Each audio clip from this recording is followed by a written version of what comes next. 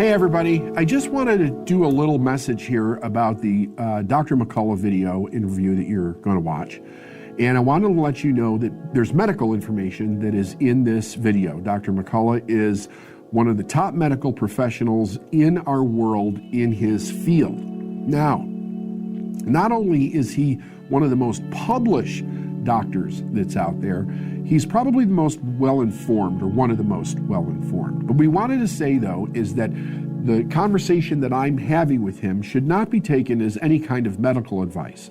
You should check with your doctor and your medical professionals before you do anything regarding your health, and make sure that you do that. The reason for this is to let you know that there's options out there that you may want to check with your doctor about. And on top of that, all of the information that Dr. McCullough is sharing in this video, he also supplied us with the links for you to fact check it on your own. So feel free to check it, research everything your own, and always make sure that you check with your healthcare provider before making decisions about your healthcare. Thank you. Hi, everyone. With all the craziness that's going on and the misinformation and the disinformation, I wanted to talk to somebody that a lot of people seem very interested in and have actual facts as to where we can go look for the information ourselves so that we can be empowered to find the truth. I hope you enjoy this interview with Dr. McCullough. I just think that people, that's the reason why the number of citations in the National Library of Medicine really matters. And, there's 1,000 peer-reviewed publications in the preprint server or in the National Library of Medicine. It's 1,000 papers. So where do people go? They basically go to these sources, or they trust people with academic credentials who can cite the data. So I cite the data. If they say the vaccines are safe and effective, well, they have to prove it. 21,000 people have died after the vaccines. What do they cite to say that they're safe and effective? So the burden of proof is really on others. So that's one of the reasons why fact-checking has been such a miserable experience for people, because when they attempt to fact-check, they end up empty-handed every time.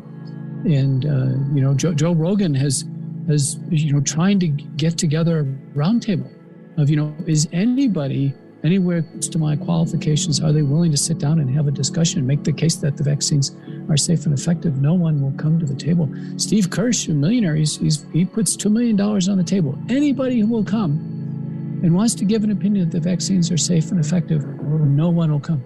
Senator Johnson invited all the public health agency staffers to listen to the experts, including myself, a co-minority of the opinion. No one will show. So listen, we'd love to have a discussion. So let's get into it.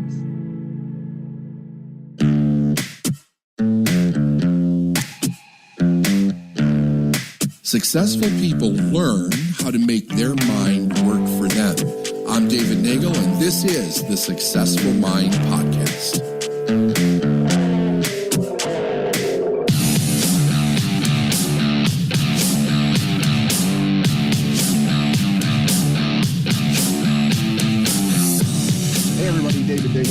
I am here with the amazing Dr. Peter McCullough. How you doing? Good. Thanks for having me. I've been so excited about having you, especially since watching what happened with your interview with Joe Rogan. I mean, you guys just blew up the world with that podcast, and you did it in a way that's causing so many questions, but it's also causing a lot of confusion because you have all these people that want to come out and say that everything that you're saying is wrong. But people, number one, they don't know where to go to find out if it's right. And then there's this interesting thing that you and I were also just talking about. Is my understanding is that Joe's actually trying to get people to come on to debate you, and they can't find anybody that is willing to come on. There's nobody that's actually willing to sit down in a room and talk about what you know versus what they're telling the world. And they're literally telling the world. And we're in this we're in this change where we've got countries that are just like all of a sudden out of nowhere, they're going, we're going to drop everything, and other countries doubling down. So where are we right now? What is going on?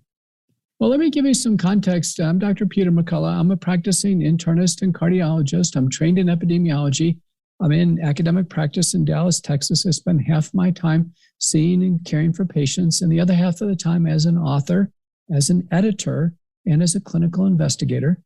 Since COVID-19 hit, I've redirected all of my scholarship towards COVID-19 I have 54 peer-reviewed publications on the pandemic, including the 2 seminal papers in the peer-reviewed cited National Library of Medicine database of published manuscripts teaching doctors how to treat COVID-19. This has been installed in the most widely used home treatment guide by the Association of American Physicians and Surgeons. I have overall 660 plus publications in the peer-reviewed literature. That's tops of any academic physician in the United States. I'm the president of the Cardiorenal Society of America. In my field before COVID-19, I'm the most published person in my field in the world in history. And my opinion's been relied upon throughout the pandemic. I published a whole series of op-eds the first year of the pandemic in The Hill. I was an invited contributor. The second year of the pandemic, I have my own podcast, America Out Loud Talk Radio, the McCullough Report. I'm a frequent contributor to Fox News, to Newsmax, OAN, multiple other news outlets, both domestically and internationally. I've testified now twice in the U.S. Senate under oath, multiple state senates. My opinion's been relied upon because I've been true to the data and I've cited the data. So, I've had hundreds and hundreds of interviews. Probably one of my most explosive interviews was the full hour program with Tucker Carlson on Tucker Carlson Today, where I went over the information very carefully and I cited the data. With Joe Rogan had reached out to me and, I spent a month preparing. I had curated continuing medical education approved slides. I had presented them at the AAPS meeting. They were scientifically true. They were free of conflict of interest, free of opinion. And when I presented, I brought my laptop in Joe's man cave. We spent 3 hours. We went over the data, the peer-reviewed data together. I cited the data very carefully. When Joe asked about things that was beyond the range of the data, for instance, he asked about pandemic planning and who was involved with the various vaccine stakeholders and et cetera. I referred him to the book by Peter Breggin, COVID-19 and the Global Predators, We Are the Prey, and said, listen, I'm not an expert in the planning on the pandemic, but Dr. Breggin is. There's over 1,000 citations there. So I was very careful. Joe was perceptive. He was relatively quiet. He asked good questions. He offered no opinions. I offered no opinions. We simply gave the data. And as you pointed out, this was an explosion after my interview, but there was a lead up. He had brought on Brett Weinstein and Pierre Corey. They went over ivermectin very carefully and all the peer-reviewed supportive data, over 70 published studies on ivermectin showing its benefit early in COVID-19, also its versatility in hospital care. Then he brought on Sanjay Gupta and reviewed ivermectin. Joe Rogan got COVID-19 himself. He received the McCullough protocol, which is what I've published for America and for the world. He was communicating with Aaron Rodgers. Aaron Rodgers also received the McCullough protocol. Aaron reached out to me, tweeted about it. So this was all very straightforward. America loved the interview. It had more downloads. I think it's surged since that time. And it's interesting because Rogan started to receive some backlash. And part of it was through Spotify, part of it was through other Spotify individuals. But Joe wasn't the sharpest voice in terms of pandemic response on Spotify. Far and away, Robert F. Kennedy was. Robert F. Kennedy, who heads up the Children's Defense Fund, Children's Health Defense, basically is a very sharp critic of the vaccine program. And he publishes a widely broadcasted and listened to podcast on Spotify. Spotify didn't say a word. So why did Spotify, and then Neil Young and Princess Harry, and all these people, Jen Psaki of the White House press, why did they all start to congeal when I came out with the data? And then it was followed by Robert Malone, who's not a practicing doctor, so he didn't have the breadth of power. And Robert Malone has about 100 peer-reviewed publications. He's not at 660. He doesn't have the breadth and scope of data that I do. But he was very tractable. He's one of the inventors of the messenger RNA technology, contributed greatly to the development. He was very sanguine, very level-headed. Again, no opinion, no hyperbole. And these two interviews basically, as you pointed out, set the world on fire, I think largely because it was searing truth. Well, that's what I thought. I mean, it was, well, first of all, why would a doctor that has your credibility and extremely established credibility, let's just say what it is, come out and be completely wrong and lie about all of this information. I mean, it just wouldn't happen. So when people hear that, they're, number one, if they don't know you, they're going off the credibility. They're going, listen, why is this guy saying this? But then they want to go out and they want to try to find out this information. Now, like you said, it's spreading and spreading with Joe. But it did get very interesting. Like you say, I didn't see them really going after anybody else until, well, like you said, it started with Pierre Corey and Brett Weinstein first. But then it really began to ramp up, and people were saying, why is it that they are so attacking? And of course, in the last week or so, it's gotten absolutely insane on why they're doing it. And so the question is, well, if they're that wrong about everything, it'd just go away on its own. There would be no need to put this much attention and this much energy into attack campaign to take this guy down. Is that right? Sure. And of course, I cite all the data.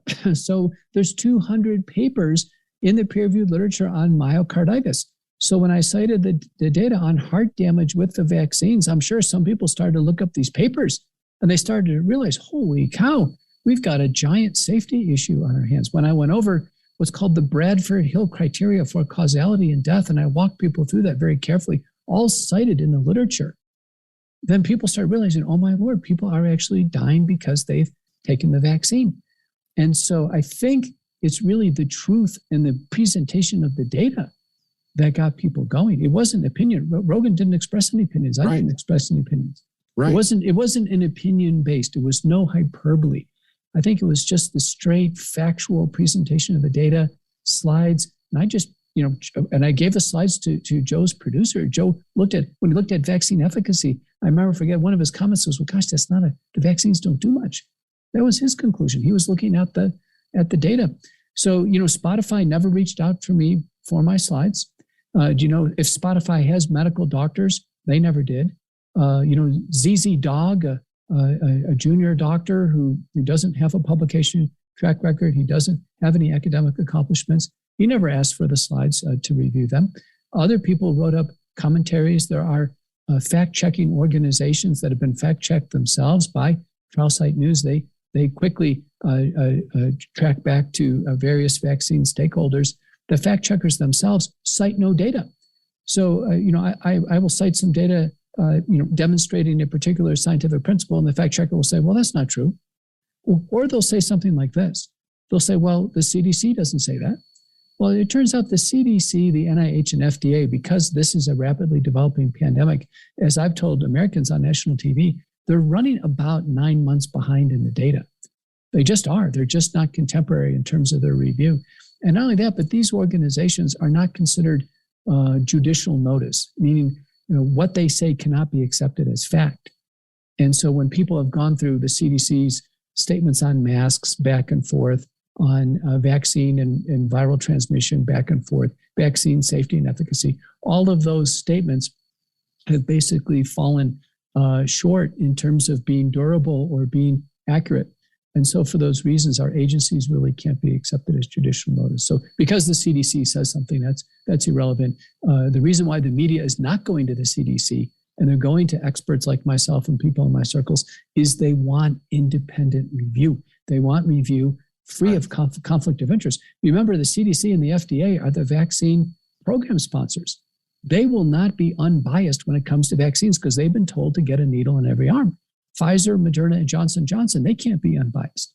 So when Scott Gottlieb, for instance, goes on CNBC, he's not unbiased. He's on the board of Pfizer.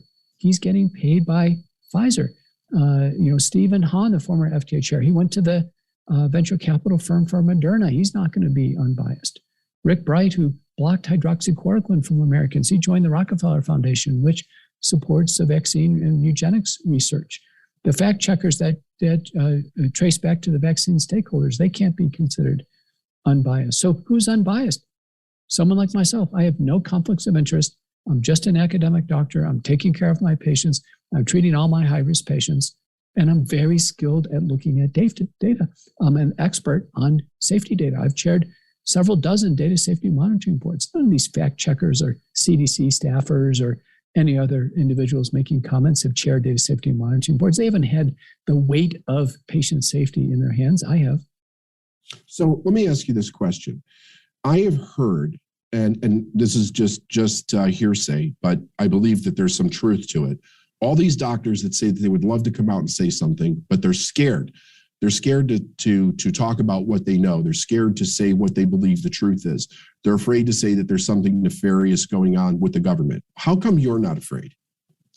Courage, I think, is not a common quality. I think two things. I think there's a lot of intelligent doctors, but what we found in the pandemic is there's relatively few who have strong minds. So it's different between being intelligent and having a strong mind. Having a strong mind is the ability to discern, to actually see through pieces of information and come up with independent conclusions. And then we found even a rare quality is courage.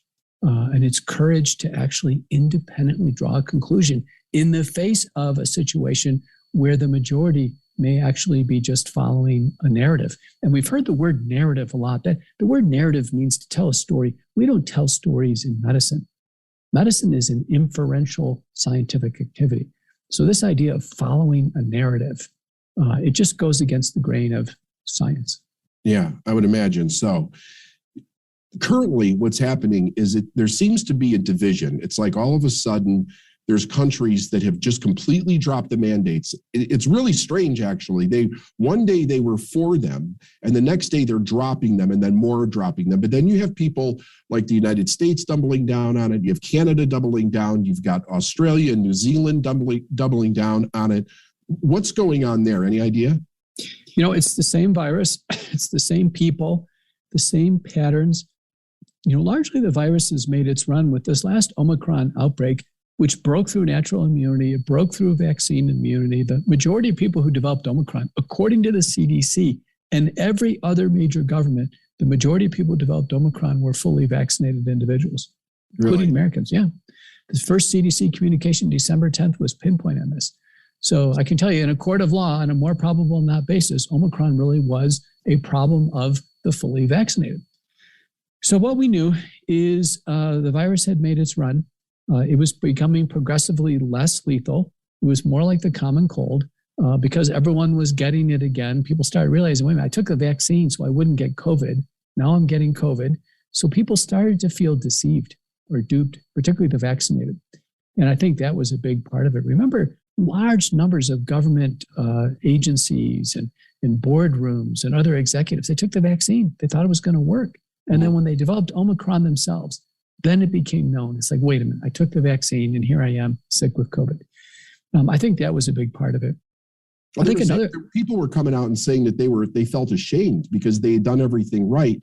Why are they getting the virus? They weren't supposed to get it. Yeah, I think it's not so ashamed. It wasn't their fault. They did everything right, but they felt deceived. I mean, they were told by the CDC. And I remember when the CDC came out and they said this effectively stops transmission. Our head of the National Allergy Immunology Branch, he says these stop transmission. You take the vaccine, you're not going to get COVID. President Biden said that. If you take the vaccine, you won't get COVID categorically. And this was picked up by Rachel Maddow and all the major media. In fact, I was on Dan Bongino a few days ago, and Dan had a little montage of, and I'm so glad, listen, I've been in the media for 2 years now. And, in 2007, I was on C-SPAN for 7 hours. I testified with the Congressional Oversight Panel. I'm not a newcomer to public testimony. I am so glad I didn't make overstatements like that. If anything, I've tended to understate things. So when the Delta outbreak happened and the Omicron, I tended to understate how big it was. And I was willing to upgrade my predictions as the data came in. But I've never gone so far out and made these things that are so regrettable. You can imagine how foolish Rachel Maddow feels, how completely foolish. You can imagine how foolish Justin Trudeau feels right now with the all of Ottawa being shut down. What's always reasonable is to say fair balance, that everything has risks and benefits. Let's talk about it. Treatment, everything's treatable to some degree. Let's talk about treatment. These are reasonable things to do. America sees right through these positions. When people say the vaccines are safe and effective, and Americans, they've had family members die immediately after the vaccine. They've had family members develop heart damage, blood clots. I mean, come on, Americans have seen this. So when they say it's safe and effective, the average American is saying, wait a minute, that's not what I see. in my community. It's not what I see in my family, my friends, my church, my school. I mean, these non-fatal and fatal injuries are so common now. The CDC has verified over 1 million reports of vaccine injuries. 1 million. You can't hide that. That's the CDC has verified that? The CDC has verified that. That's in the Open VAERS data system. That's the weekly overlay that queries VAERS. They only query the certified permanent VAERS numbers, the ones that they've vetted. And so when the CDC says that 21,000 people have died after the vaccine, and the CDC, there's a graph, and most people die within a few days after the vaccine, that you can't hide that number of people. The Open VAERS system has a FAQ. It says 90% of these are domestic. That is a large number. And when I showed Joe Rogan the analysis from Columbia, from Pantazatos and Seligman, that's on the ResearchGate server, that's the same server the NIH uses. And they estimate using census data and vaccine administration data that the real number of people who died after the vaccine could be as high as 187,000. You know, Joe's eyes got big. Anybody's eyes would get big. And then when the actuaries came out, and they give a press release and saying that U.S. mortality, ages 18 to 49, has shifted upward by 40%. This hit the newswires. And they said it's not due to COVID-19 and respiratory illness. And then the same announcement comes out from a insurance group in the Netherlands. And you have the Columbia analysis. We're just talking about the data now. You can imagine how uncomfortable people are. No wonder there's a rally in Washington and people want the mandates to be dropped. No wonder they're shutting down Canada. There's dozens and dozens of large public rallies in major cities in Europe. They don't want these vaccines mandated. People are afraid they could die after the vaccine. And on a more probable than not basis, the vaccines, in fact, have caused the deaths. I've gone over that tautology with Joe Rogan. And now they're talking about vaccinating children as early as 6 months old, and they're trying to get the authorization to do that. And the data shows that these kids at that young of an age, they're really not at risk of anything. And the trials failed. They didn't meet the metrics on immunity in that age group. So they tried 5 micrograms of messenger RNA in the below age 5 group. So yes, parents are very uncomfortable. Your parents are pulling kids out of school. They're showing up at school board meetings. You've never seen such an agitation in society right now. I'm going to be tonight on Laura Ingraham. I'm a frequent contributor on Fox News. And one of my talking points is, and Laura likes to, have some jokes. I said, I think the day the mandates are dropped across the United States, I think it'll be a national holiday. I think people just take a week off, and with all this tension coming out of the air, I think the vaccines have created more tension and more anxiety and more angst than COVID-19 and respiratory illness. Yeah, I'd imagine so. And we're hearing about the suicides, and we're hearing about the overdoses and the alcoholism. It's running rampant. I mean, it's really affecting people's mind and their psychology to be going through this for this long and to consistently have that much fear in their face. You talked about what Matthias Desmet came up with, the mass formation psychosis. And I had a question about that. So if that's very accurate, which it seems like it is, you can see this happening with the way the belief system is working with people, where is that starting? So there obviously is people that know that this is wrong information and they're putting it out. But then at some level, people are really being just brainwashed by this idea, and then it takes over the masses. Is that correct? I think so. And some believe, as Peter Bregan does, Bobby Kennedy and others, they think it was all planned. And they go back to the planning. I'm not an expert on this. To me, it seems like it happened more organically, that this respiratory illness came over. We didn't know what to do with it. We started responding. Our initial responses were to protect ourselves. And then we just got into a cycle where very early on, there was a real reticence to treat the infection by doctors across the board. Do you know, to this day, major medical centers like Mayo Clinic, Cleveland Clinic, they've still yet to treat their first outpatient. They've actually never treated COVID at home to prevent hospitalization and death. And here we are 2 years into this. Can you imagine Duke, Emory, Mayo Clinic, Cleveland Clinic, Harvard, literally out of ammo? They have nothing to do for this medical problem. They have nothing to offer. you know, those same institutions, they don't have their own individual, unique hospital protocol. Do you know across the United States, despite millions and millions of hospitalizations, do you know not a single hospital claims to be a center of excellence for COVID-19? 2 years into this, no hospital has any pride or bravado in taking care of COVID-19. These are well-reimbursed admissions. You'd think hospitals would be recruiting patients, you know, fly your patient here. The Cleveland Clinic's the best, or the Mayo Clinics, you know, they're always the best in cancer. They're the best in heart disease. Suddenly, nobody cares to be any good at COVID-19. You can see how this mass formation really does have some tractability. Well, I've had some personal experience with this. I just got over Omicron myself. It wasn't that big a deal. I got a little brain fog going on currently and eyesight blurriness. But prior to that, my daughter had Delta, and she's about 23 years old. She had scarring on her legs because she had pneumonia 9 times when she was a kid. And I gave her the protocol that you put out. And I said, this is what you have to do. So she's in Maryland.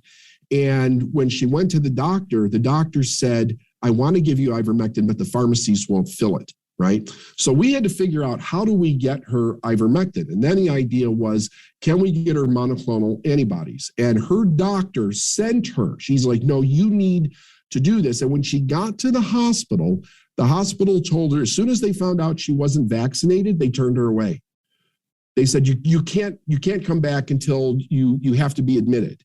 So then she had to go to some outside source. We found an outside source for her to get the monoclonal. And then she was better like in a few days after that.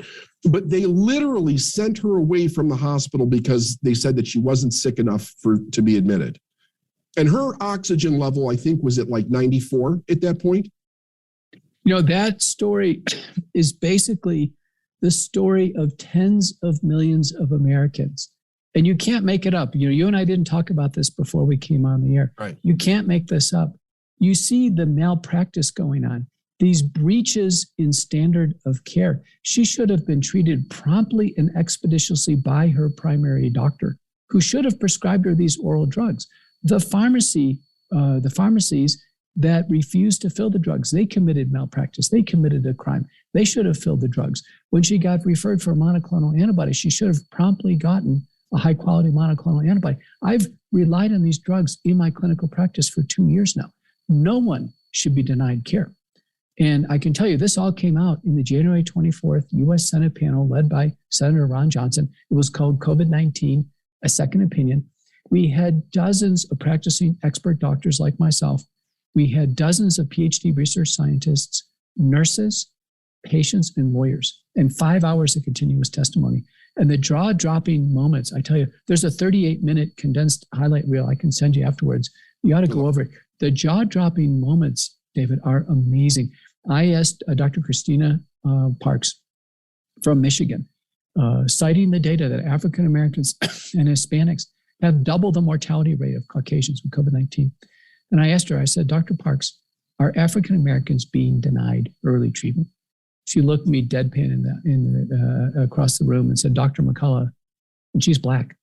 She says, Dr. McCullough, my dad just died of COVID-19 3 days ago. And I can tell you, he was denied monoclonal antibodies and he was denied early treatment, just like your daughter. So I have to ask you, David, who's given the straight story? Is it me, or is it ZZ Dog, or is it the HealthWise fact checkers? Who's giving the real boots on the ground straight story? America knows I am, and it's clear as day. And I've also said, you know, Joe Rogan reached out to me. What about this person? I said, Joe, think about this person. Are they U.S. Senate material? I've already testified to the U.S. Senate pinpoint, citing the data. I co-moderated the 5-hour panel. I've already testified in multiple state houses. Bring forward somebody who's at least qualified to testify in the U.S. Senate. No one will come forward. So the gentleman that you mentioned, I forget what his name is, you said that they think it's planned, and it was Robert Kennedy also, which I read his book. And that book is terrifying when you read that book, when you get in there and you see what has been going on all the way back to the AIDS virus and the shenanigans that were going on around that, and the possibility that almost 100,000 people may have died from AZT and like all of that craziness.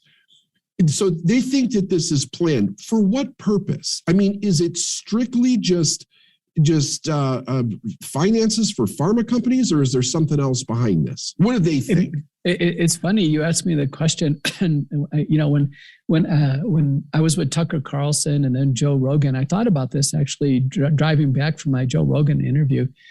Think about the naivety of that question. Only Peter McCullough knows who's behind it and what do they gain. Of course I don't know. Most of these books just lay out the facts. So if you want to see when I went over with Joe Rogan, the Johns Hopkins seminar that planned for the pandemic in 2017, they called it the SPARS pandemic. They said it's going to be a coronavirus. It's related to MERS and SARS. It's going to emanate over here. It's going to come. There's going to be great confusion regarding drugs like a drug, hydroxychloroquine. And they're going to use mass media, social media to railroad people into mass vaccination as what they perceive the best solution. That was in the Johns Hopkins planning document. If you want to see all the patents of Pfizer and Moderna on the spike protein being developed in the lab in Wuhan, China, go to the book on Peter Breggin, the material transfer agreement. I mean, it does explain how the vaccines came forward so quickly, because so many things were in place from a long time ago. So it's all in the books. I don't claim to be an expert. I've been focusing on the next patient right in front of me. Once I get off this call, I got to call patients. More people are in distress, like your daughter. But others are experts. People should read these books. Is this the reason why so many countries all behaved in the same way, and they're sticking to this narrative, even though the evidence is beginning to come out against it? Like this is almost bizarre than what's happened in the last 2 years. Is here's this evidence that it's leaking out from different places, from you, from other people, and the public is starting to see it, and they're still locking people down. They're still tracking people with phone apps in Australia. I was watching a senator that was talking to Brett Weinstein yesterday, talking about how these people are being tracked. And if they go to a store and they're there too long, the police actually are sent out to find them, to make them go back home. And when they're asked the questions about why they're doing this, the answer is always the same: because we need to get everybody vaccinated. That's the only way out of this situation. The vaccines don't stop the virus. There's a publication in JAMA by Accorsi and colleagues, just appeared in the last few weeks, looking at Delta and Omicron. 1, 2, 3, or 3 vaccination shots. No difference in terms of the viral concentration in the nasal cavity when evaluated. The vaccines have no impact on stopping the virus at this stage. We have a paper by Young Zhu during the Delta outbreak. They calculate, even from observational data, which overstates vaccine efficacy, they had vaccine efficacy at 20% with Delta.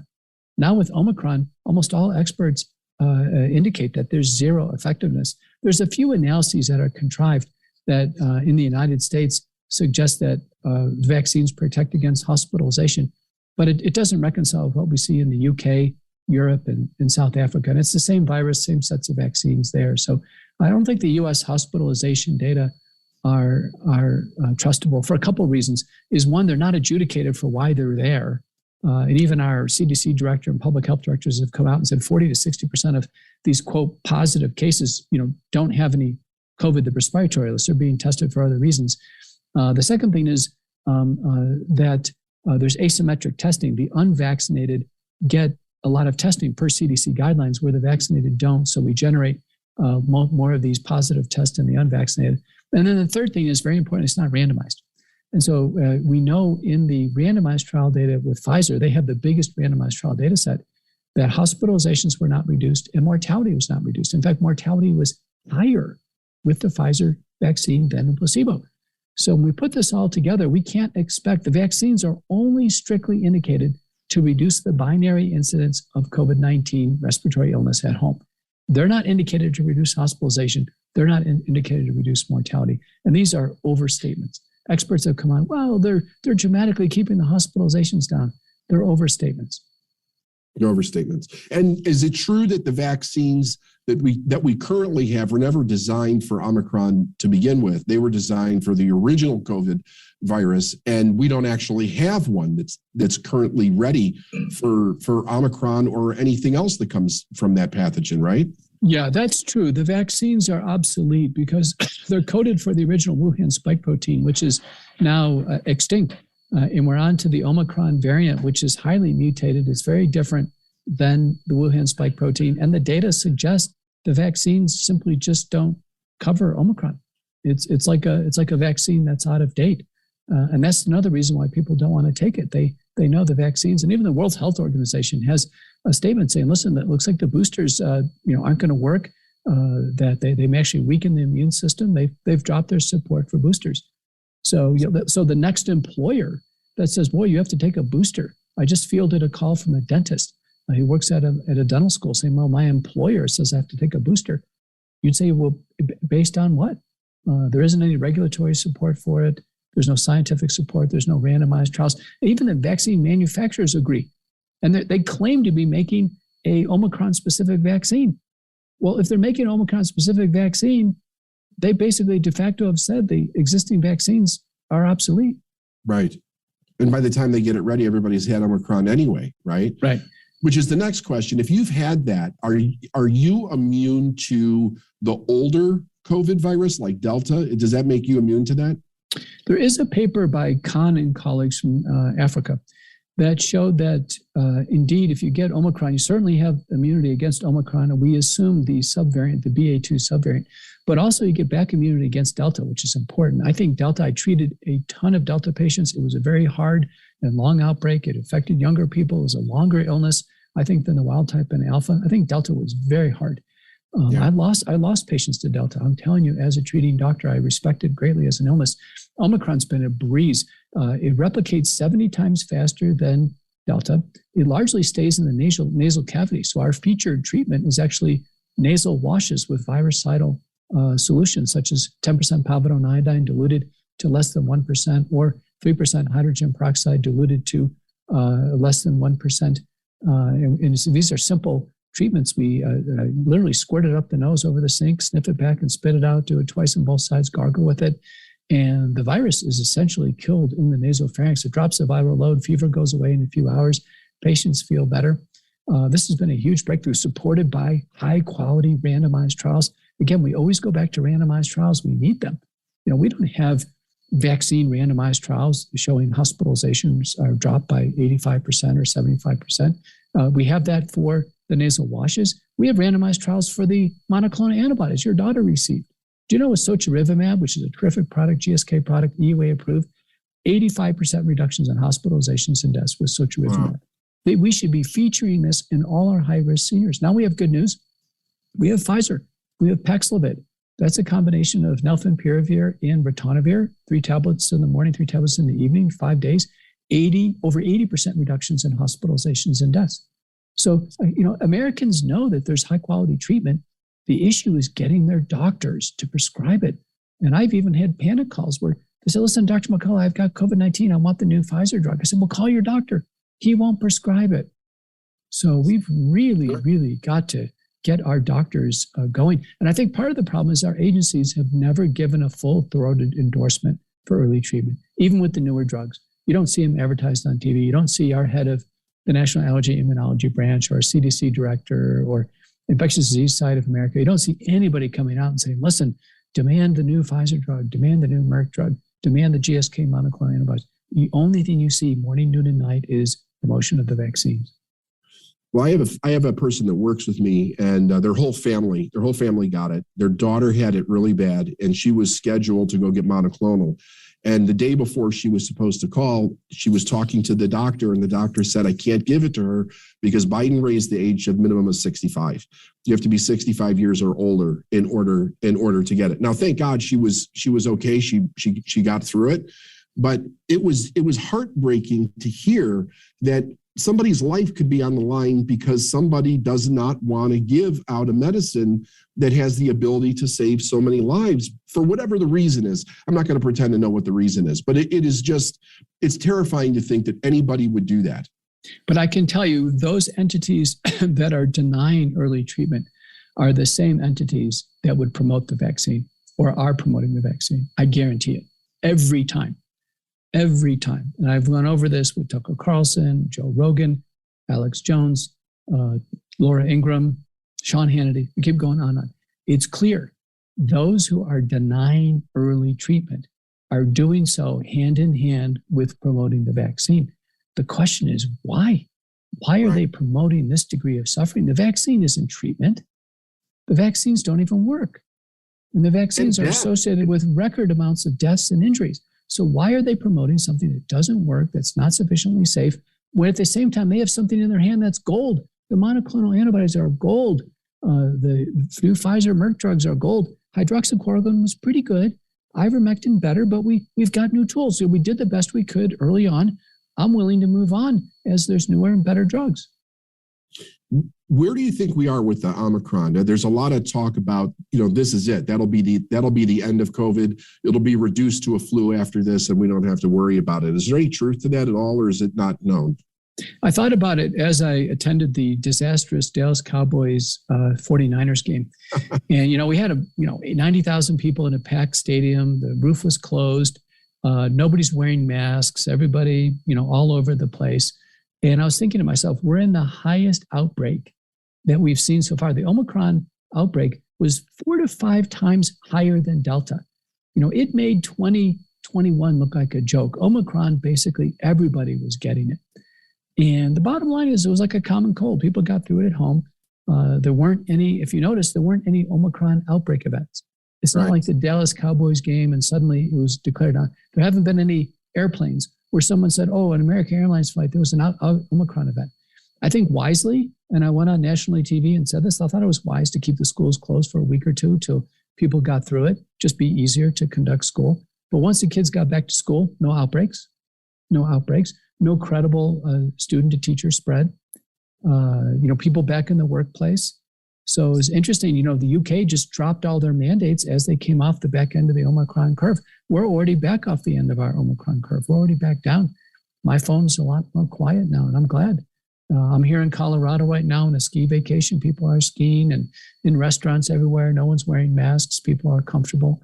So I think America and the world is ready to get back to normal. The emergency phase of this is over with. If there's a few high-risk people who get sick, we've got good tools to treat them. America is resonating with my analysis, which is fair, it's evidence-based, and it's balanced. And you can see how these fact checkers and detractors are just languishing at this point in time. And like we were talking about, everything that you've stated, you can find that information. It's all out there. It's not that difficult to find. You may not get it on your first look up on Google because Google has a tendency to send you in a different direction, but there's other ways of looking it up. So a good place to go that's just an absolute compendium of data is the Brownstone Institute. Institute. Many of us have contributed their wonderful compilation of papers. People say, well, where's all the papers on natural immunity? I said, there's 150 and they're all, organized in the Brownstone Institute. Where are the papers showing that masks don't work? I said, well, there's 12 randomized trials. They're all there if you want to take a look at them. Where's all the papers on myocarditis? Well, there's hundreds of them. Here they are. But people need to do their own fact checking. A good place to fact check is in the PubMed, the National Library of Medicine. Type in vaccine adverse event reporting system. You see over 40 papers from VAERS. That's the safety database. We've never seen 40 papers come out of VAERS. There's a safety problem with the COVID-19 vaccines. It's a real problem. The safety data is absolutely pouring in, and doctors are fielding these horrific events: death, heart injury, stroke, blood clots, immunologic problems, vaccine-induced thrombocytopenic purpura. In the medical literature, we have brand new diseases. We have brand new diseases due to the COVID-19 vaccines. The vaccines are all genetic. They're gene transfer technology platforms. They're loaded on lipid nanoparticles. We've never had vaccines like this. They get distributed throughout the body. They go into the brain. We've never had a vaccine that goes into the brain and then deposits genetic material and start producing a dangerous spike protein right in the brain. Happens in the heart, the bone marrow. We've never had this before. It's brand new. In all the papers that have come out on this, people just start to get nauseated. They said, really? That's what's going on in my body? A vaccine went to my brain? I said, well, here are the autopsy studies. They were done from the Viennese and from the Germans. signs of the vaccine being in the brain are there. It's amazing. So where do we go from here as a society with this? Is it just that we have to wake up to what's really going on and take the power back for ourselves and make better decisions moving forward? Because it doesn't look like these governments are going to let go of it. At least not anytime soon. Some have, but the other ones seem to be doubling down on it. Listen, people have to make their own choices. And if everybody tomorrow said, listen, we're not taking the vaccines, it would be like, listen, we're not going to jump out of an airplane without a parachute. We're not doing it. Then the whole vaccine program would crumble. It just would crumble. If people said tomorrow, listen, we're not going to wear masks, we're just not going to do it, the whole thing would crumble. And I think you're going to start to see this. In California, there's mass numbers of students who are just walking into schools together without masks. There are people who are just not going to take the vaccines, period. They're going to show up to work and say, sorry, I'm not taking the vaccines.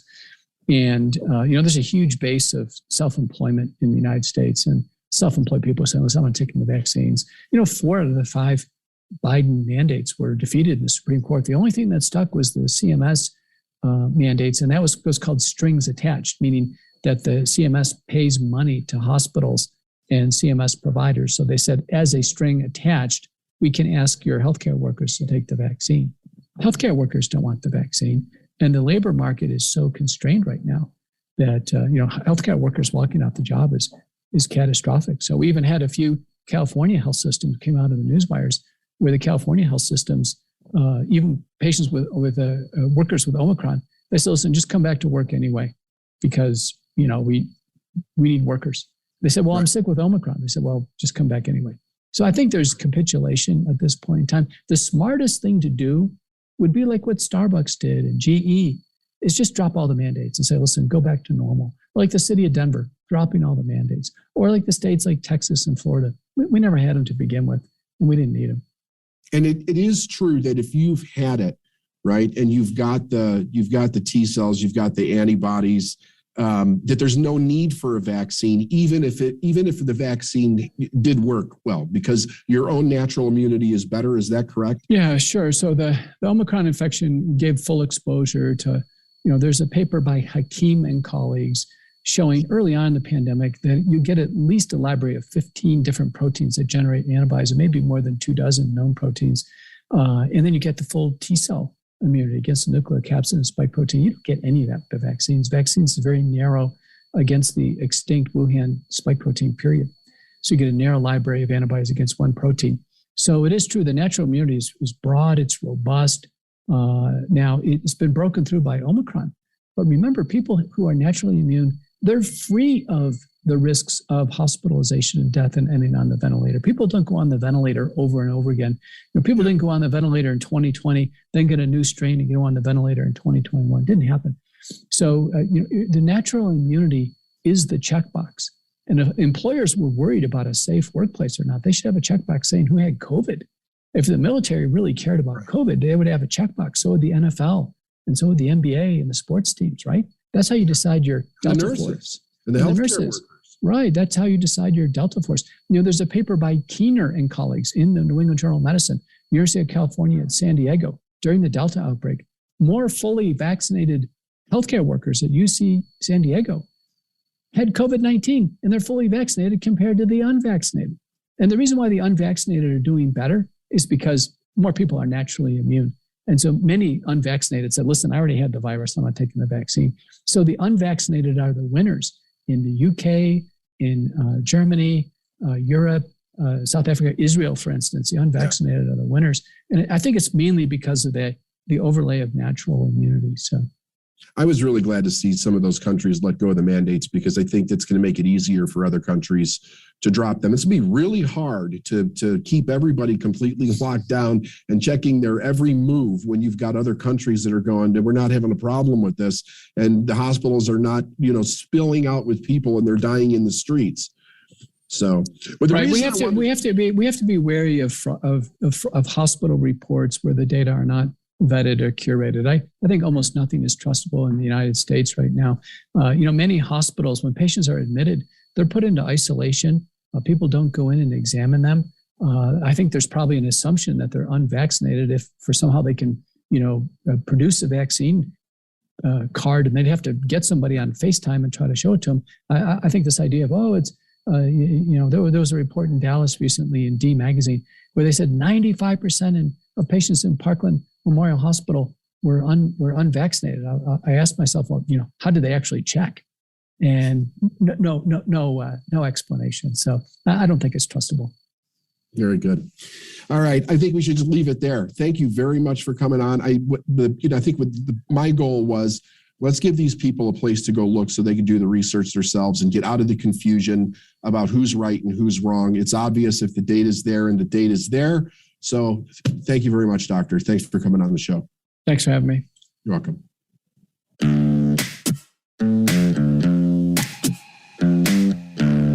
Thanks for listening to the Successful Mind podcast. And if you like what you heard and you want to know more, go to davidnagel.com/free stuff.